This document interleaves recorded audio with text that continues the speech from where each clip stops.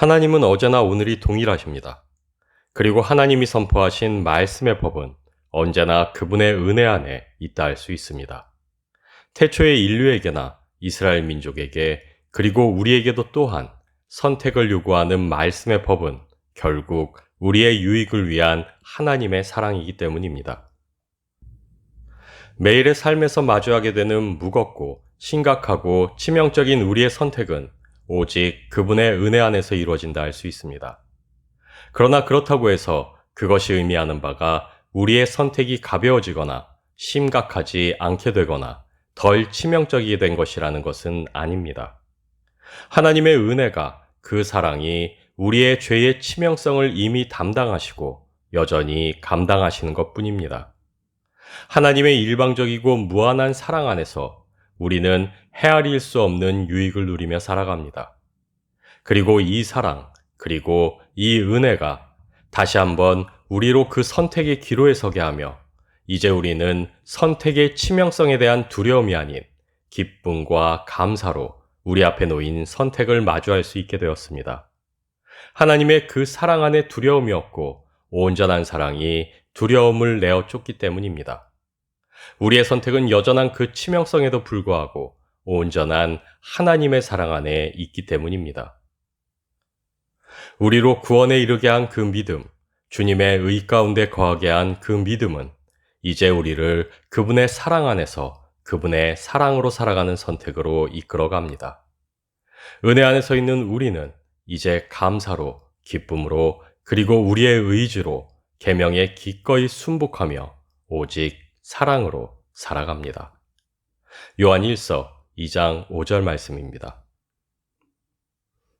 누구든지 그의 말씀을 지키는 자는 하나님의 사랑이 참으로 그 속에서 온전하게 되었나니 이로써 우리가 그의 안에 있는 줄을 아노라. 태초의 인류를 창조하실 때, 한 민족을 그분의 백성으로 선택하실 때 언제나 하나님께서는 말씀의 법을 세우셨습니다. 그러나 그것은 자신의 뜻을 이루기 위한 완벽한 도구를 원하셨기 때문이 아니었습니다.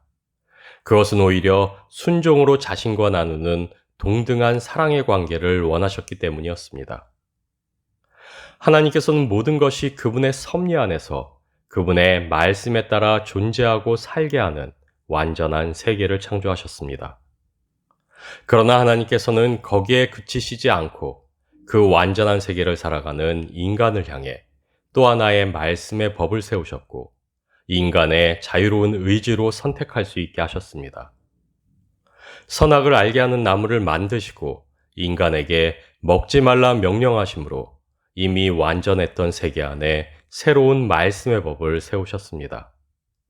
그러나 먹지 말라 하신 그 명령은 단순한 금기로 주어진 것이 아니었습니다. 하나님 자신의 권위나 완전의 영광을 드러내기 위해 주어진 것이 아니었습니다. 오히려 그 법은 완전한 세계에 균열을 가져올 수도 있는 명령이었고 하나님 자신의 권위에 상처를 내며 그분의 영광을 가리울 수도 있는 위험을 내포하고 있는 명령이었습니다. 그러나 하나님께서는 이 말씀의 법 세우기를 주저하시지 않으셨습니다.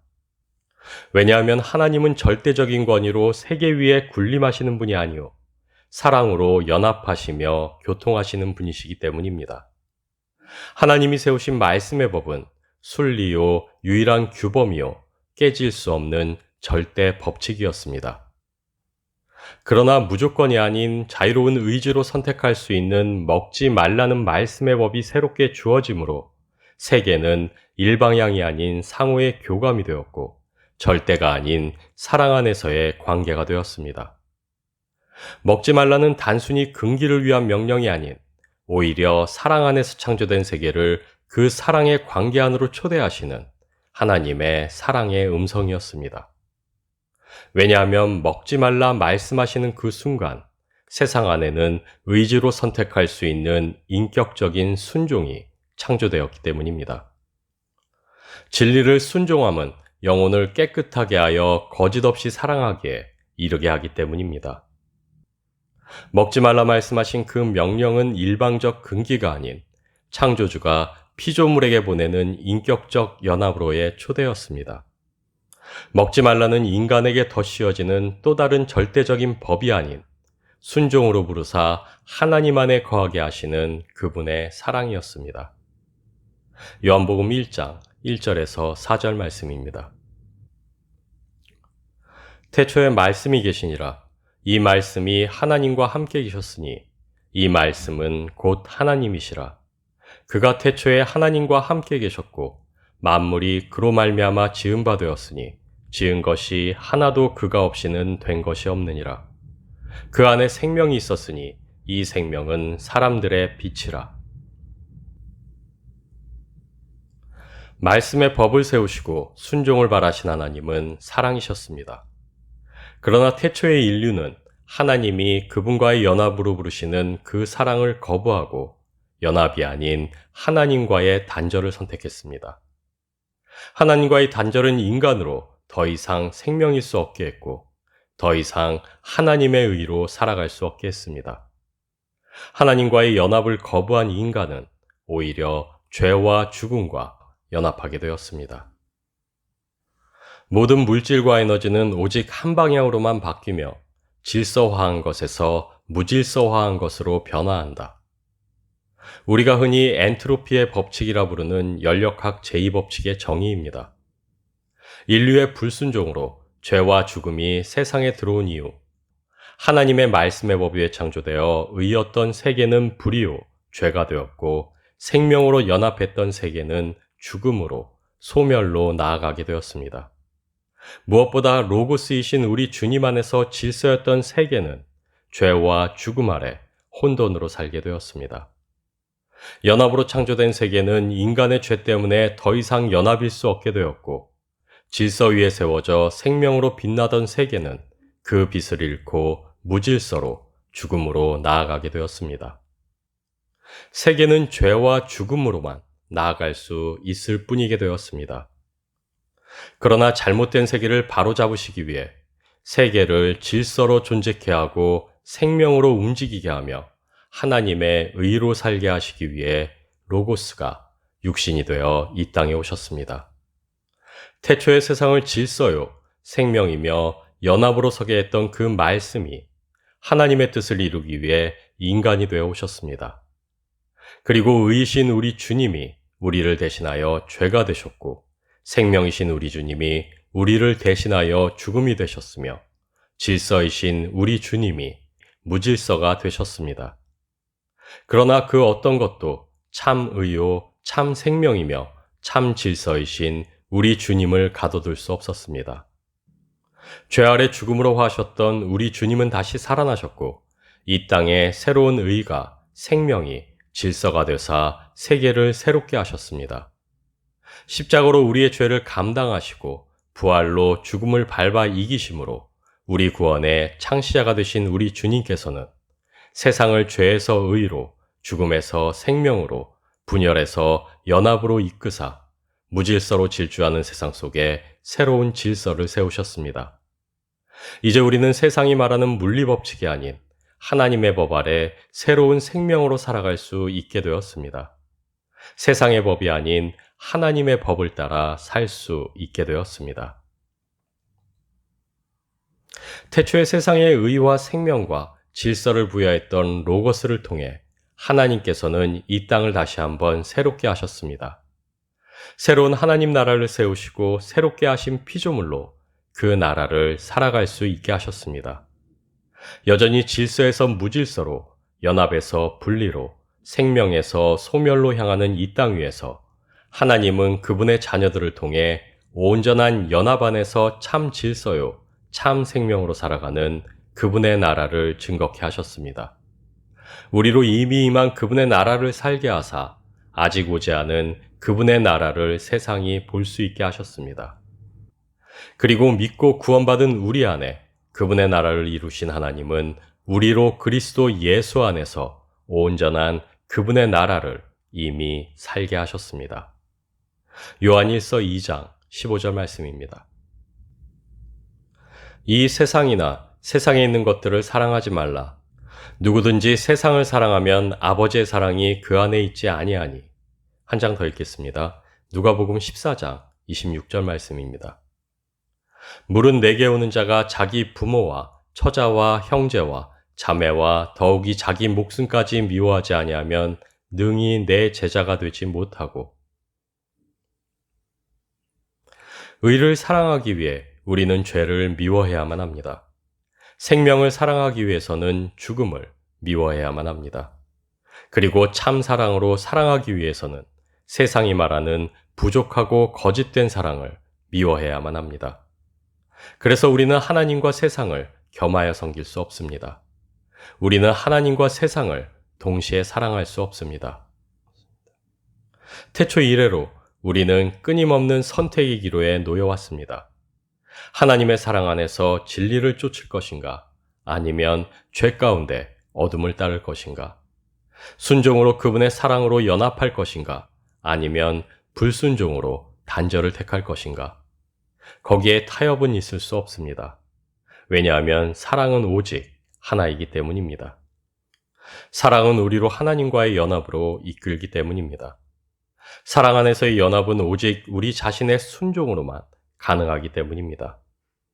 그래서 하나님께서는 우리로 세상이 아닌 하나님 자신만을 사랑할 것을 명령하십니다. 왜냐하면 참 사랑은 오직 하나님께만 있기 때문입니다. 우리가 하나님과 연합하여 하나님 안에 거할 때, 하나님의 사랑으로 사랑할 때, 우리는 참된 사랑으로 사랑할 수 있기 때문입니다.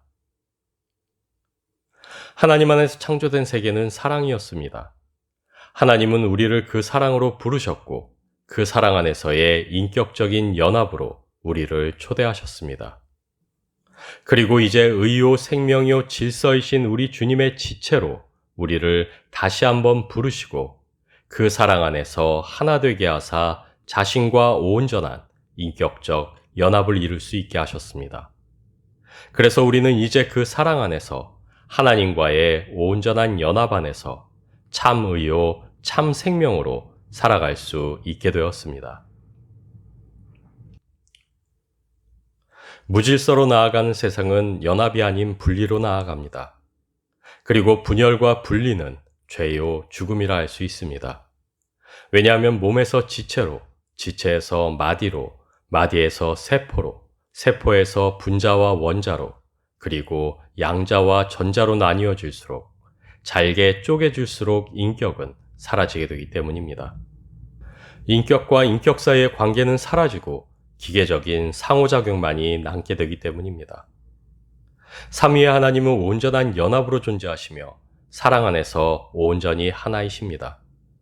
그리고 그 사랑으로 세계를 창조하신 하나님은 하늘에 있는 것이나 땅에 있는 것이 다 그분 안에서 통일되게 하셨습니다. 그래서 하나님께서는 새롭게 하신 그분의 나라를 그리스도 예수 안에서의 온전한 연합이게 하셨고, 그리스도 예수로 말미암은 사랑이게 하셨습니다. 그 사랑 안에서 온전한 연합으로 서는 것이 그분의 의요, 생명이게 하셨습니다. 이사야 48장 17절 말씀입니다. 너희의 구속자시요 이스라엘의 거룩하신 이이신 여호와께서 이르시되 나는 내게 유익하도록 가르치고 너를 마땅히 행할 길로 인도하는 내 하나님 여호와라. 세계의 기초가 되는 말씀의 법은 하나님의 사랑으로부터입니다. 그리고 사랑은 언제나 연합으로 완성됩니다. 그래서 오늘 우리가 선택하는 순종은 단순한 의의 성취로 끝나지 않습니다.